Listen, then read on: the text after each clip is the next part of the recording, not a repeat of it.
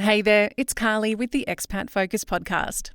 Just as the world was coming to grips with the seriousness of COVID-19 and countries were locking down, parts of China were getting over the worst of the pandemic, and life was kind of returning to normal.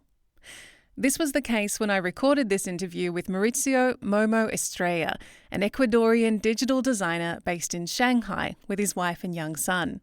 In fact, Momo tells me that now life is very much back to normal there. In this chat, he's going to explain how a city of more than 24 million people handled the outbreak, what that experience was like. We also discuss how he adjusted culturally to life in China when he first made the move a decade ago. And we chat about the country's social credit scoring system. Momo explains why it's not as creepy as that episode of Black Mirror makes the concept out to be. What were or are the measures that China put in force for Shanghai, and what measures are still in place now for you?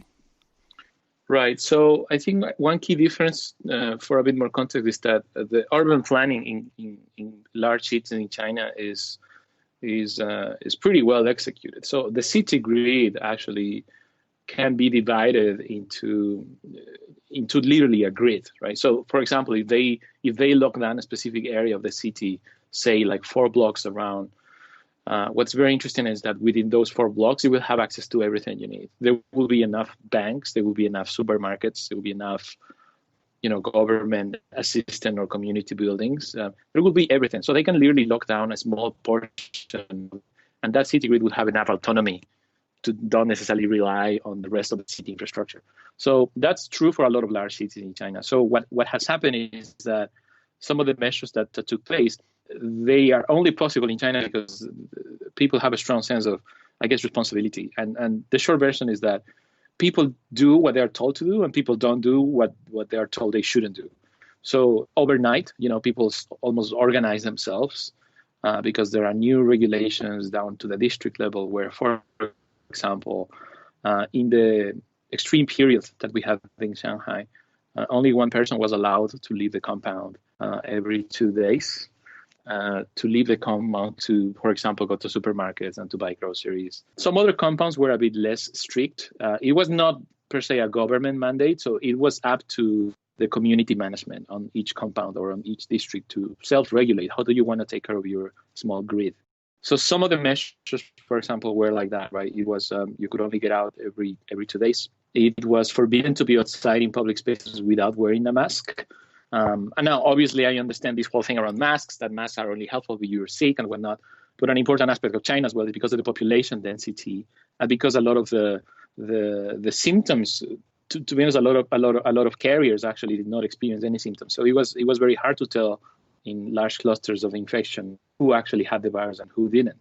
So I think the fact that everybody was wearing masks in a way is a bit the situation. So other measures in place, for example, where you would get your temperature checked everywhere you would walk into.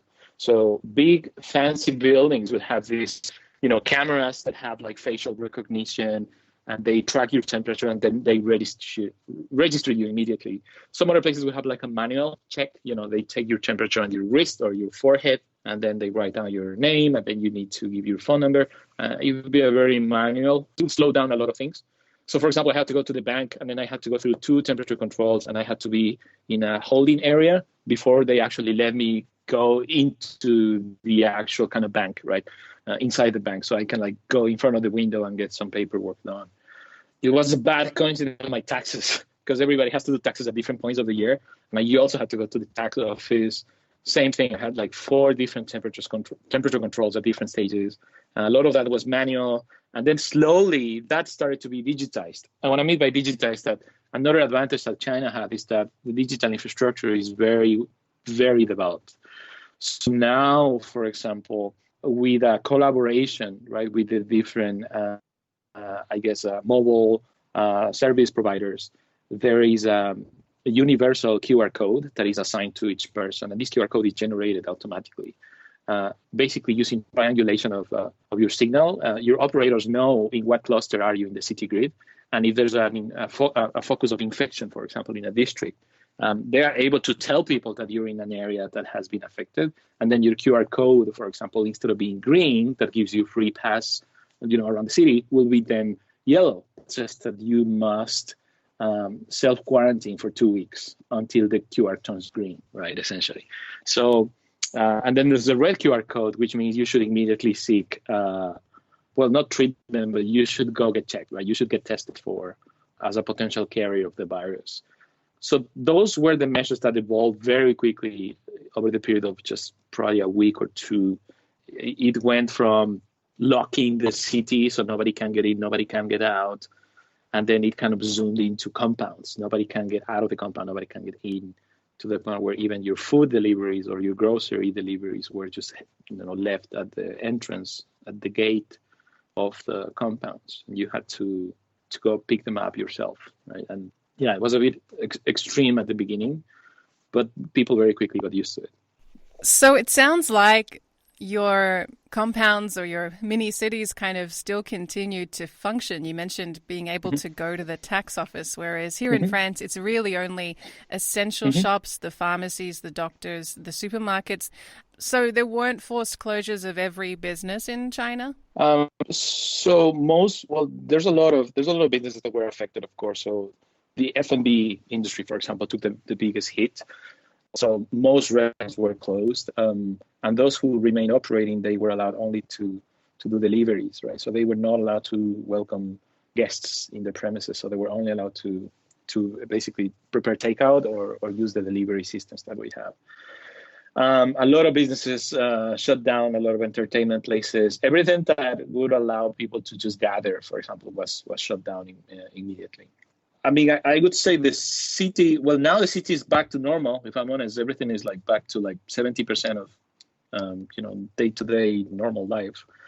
But a few weeks ago, it did really feel empty, really. Like the streets were completely empty. There were very few cars. And in a city of 24 million, that's a bit scary from looking out of the window, Everybody outside had this expression of concern and worry.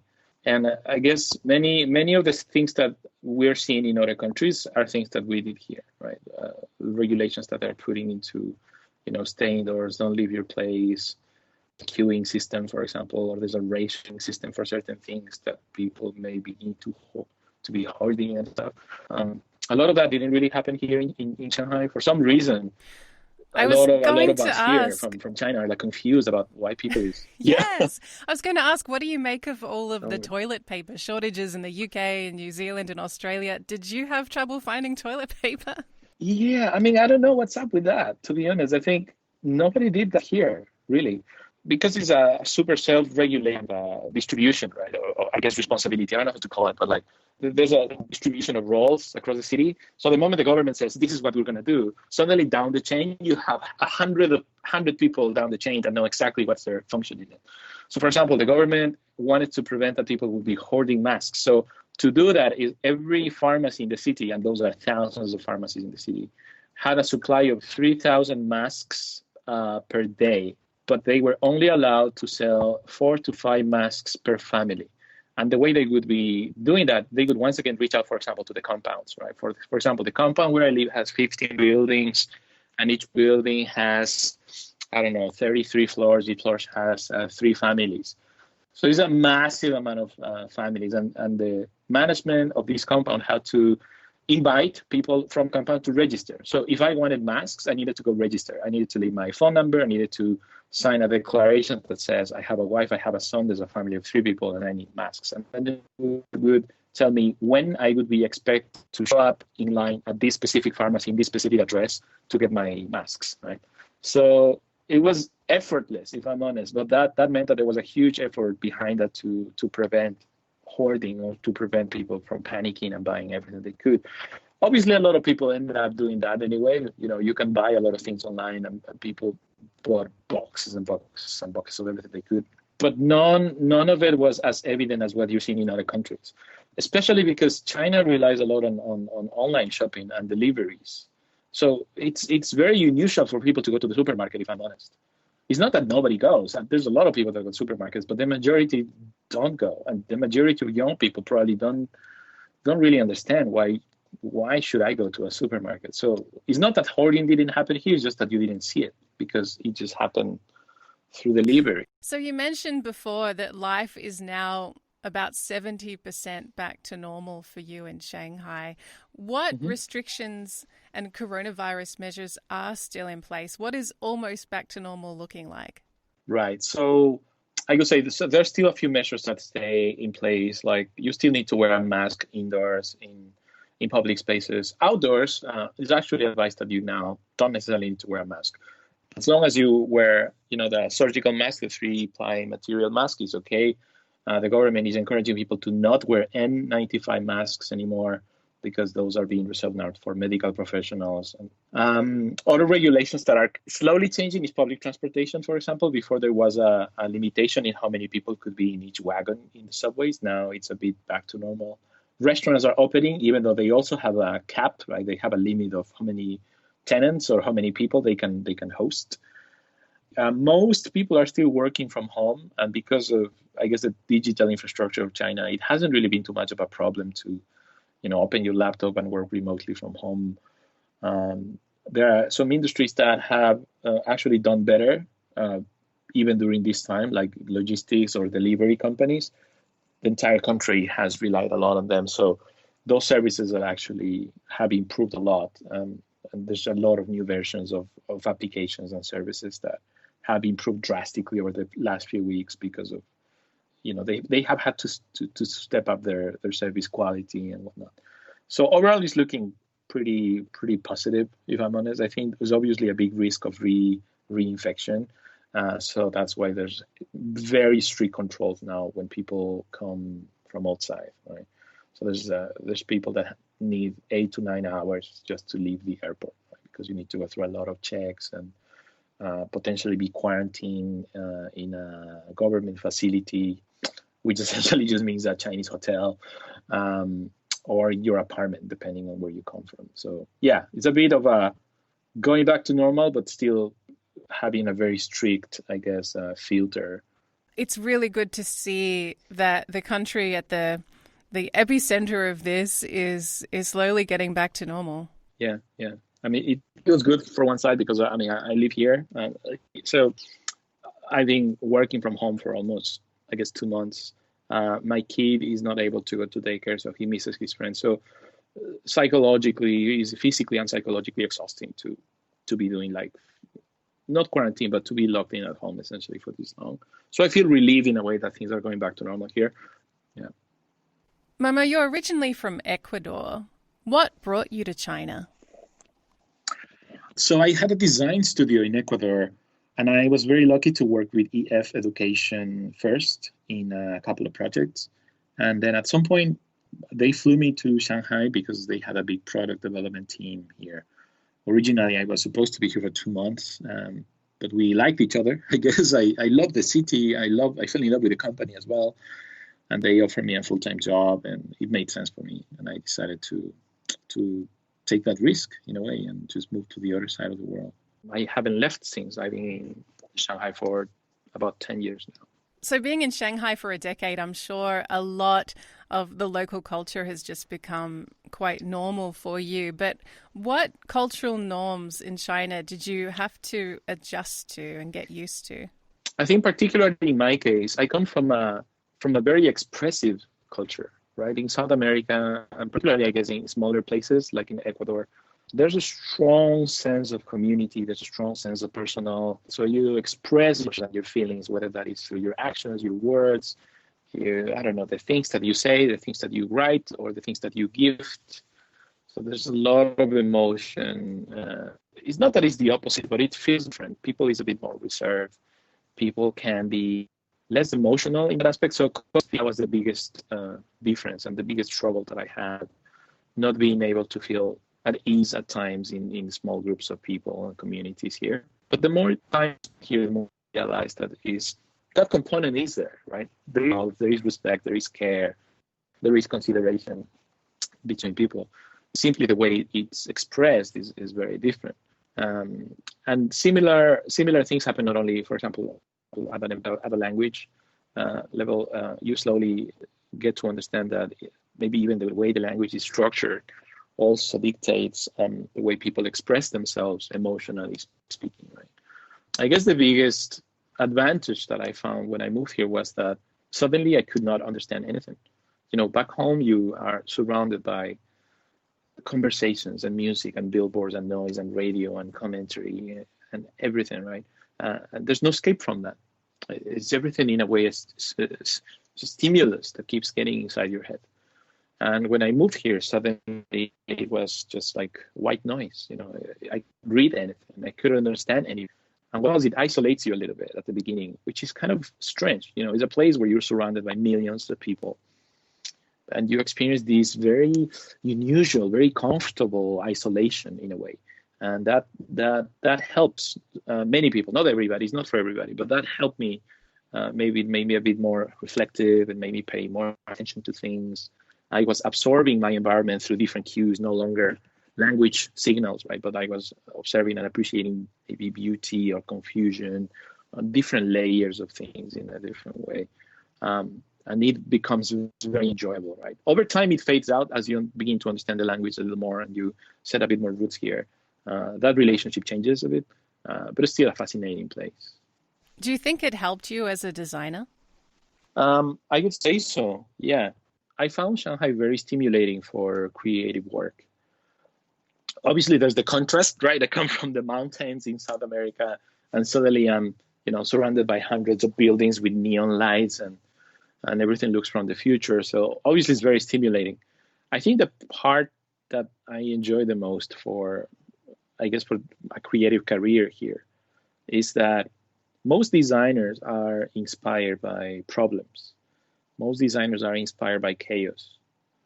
We want to explore, what potential ways are, what's the potential way out into a problem or a challenge. And problems often have no boundaries, right? Design has no boundaries. Problems have no boundaries. Design has no boundaries. So I think China provides you a lot of input in that regard. So there's a lot of maybe systemic challenges. There's a lot of even surface level challenges, So from an aesthetic point of view, if you're a designer that is into branding or space design, China will be able to provide you a lot of inspiration with beautiful examples, but will also present you a lot of challenges and problems. So it's like a double-sided inspiration, where it's like, wow, this is beautiful. And it's like, oh my God, this is terrible. So that accelerates, I guess, your craft in a way. At least it accelerates how you understand design and the intent behind it, and it helps you understand what to do about it, right? Momo, talking about the COVID-19 measures before, and you were saying how they had triangulation technology to be able to map in certain districts where there was an outbreak and map and track people's temperatures and where they were going. In a season of the TV show Black Mirror, had everyone talking because it's set in a world where you can rate every person that you interact with. And this star rating type of system actually does exist in China. Is it as scary and creepy as it sounds? That's an interesting question. I think everything has the potential to be framed in a way that seems negative. So from my perspective, and this is just maybe my own view of that, is that, for example, I'll walk you through a little glimpse of what happens when you use an electronic payment, right? Or when you pay electronically on something here. So if I go to a supermarket, or if I go to a convenience store and I buy something and I pay with Alipay or WeChat Pay, right? It's electronic payment. Suddenly there's a digital conversation that I'm not aware of, right? My phone is having a digital conversation with the POS, right? The point of sale.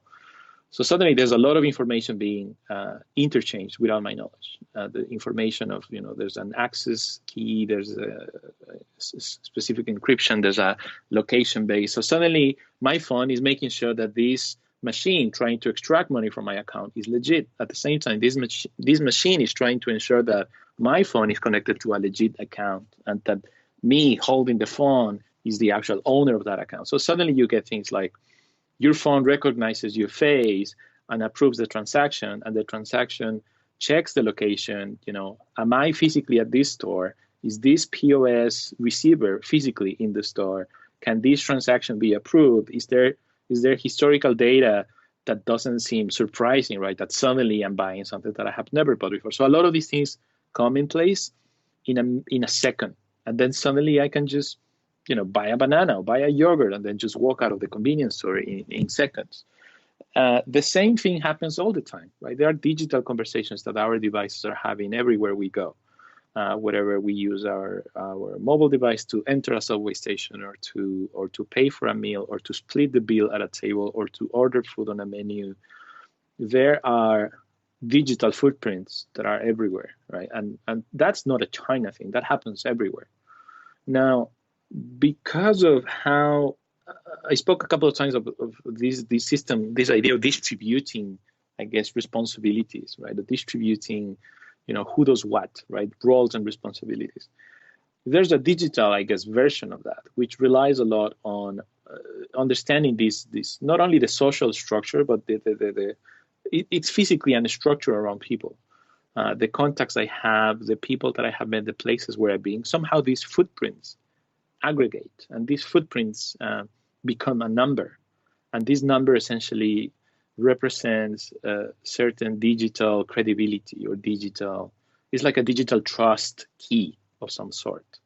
And what that means is that if my bank account is in order, if I pay my taxes, if I seem to be surrounded by a cluster of people that do the same, if I seem to be consistently buying things that I'm, not in the effort of buying things and reselling them again later, for example, if I seem to be behaving well, digitally speaking, all these footprints will aggregate into a number. And this number, when this number is high, this number will maybe grant me access to things like maybe I don't need to pay a deposit in a hotel when I travel in China. Or maybe I will get faster access to, wealth management support on my bank, for example.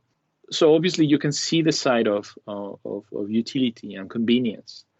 But as I told you earlier, it's very easy to reframe anything really in the world and make it sound like it's a bad thing, like it's a negative thing. And I think Black Mirror, for example, is an awesome TV show, and it relies a lot on reframing maybe certain things that seem familiar enough to us, but it reframes it in a way that makes you question it.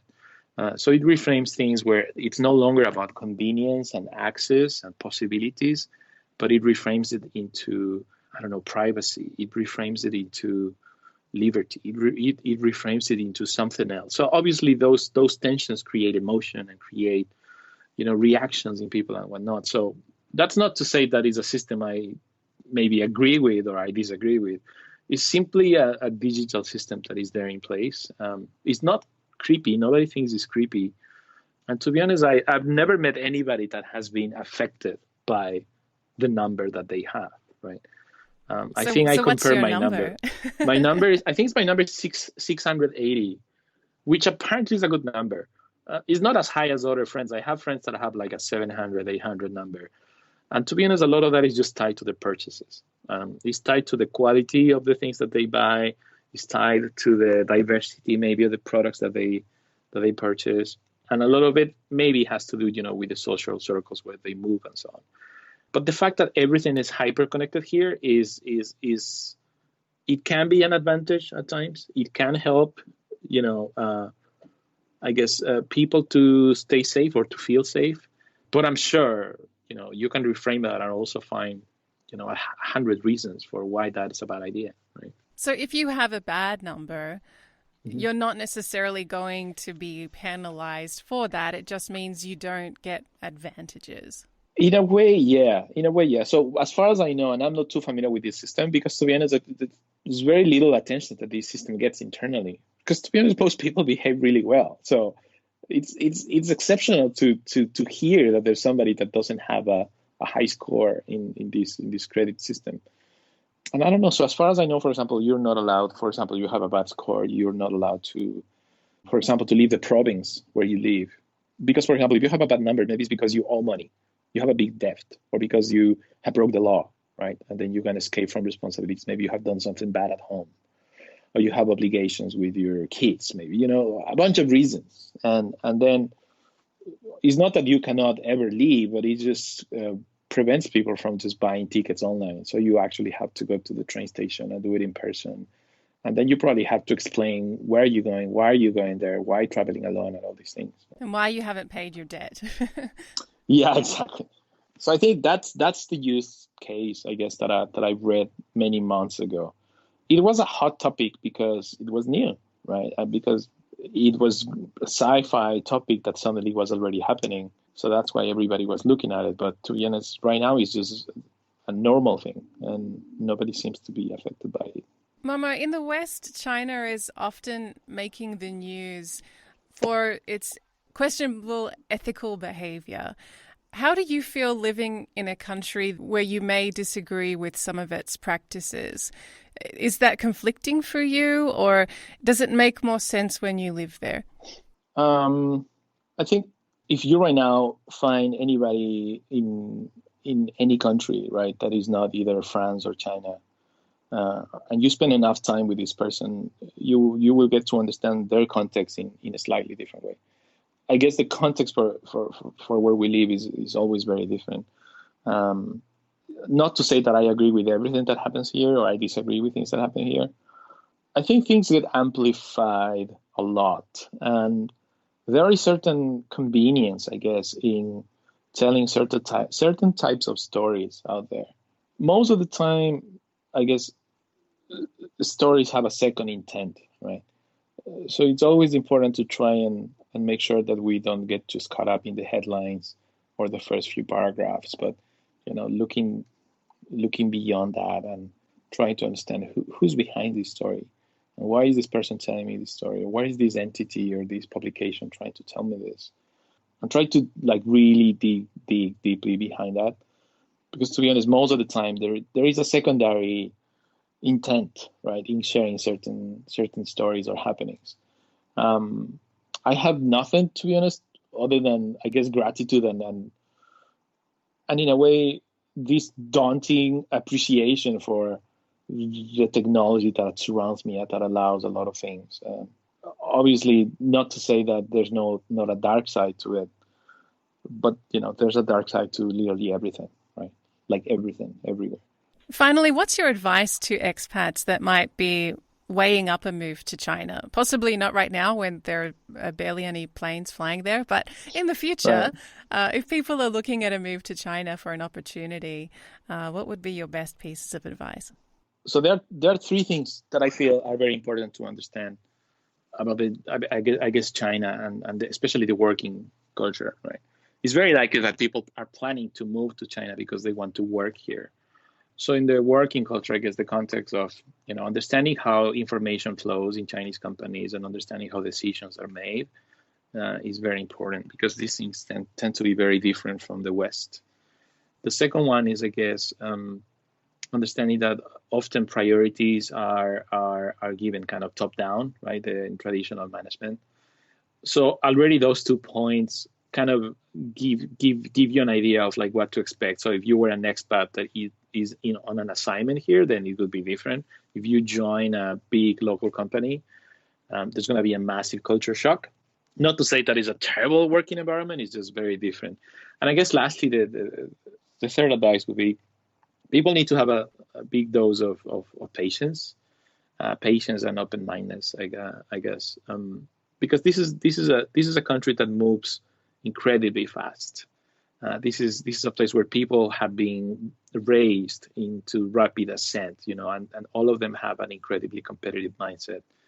But at the same time, they have these, I guess, community-driven behavior where they look after each other. So they are very competitive in clusters. They are very competitive in groups.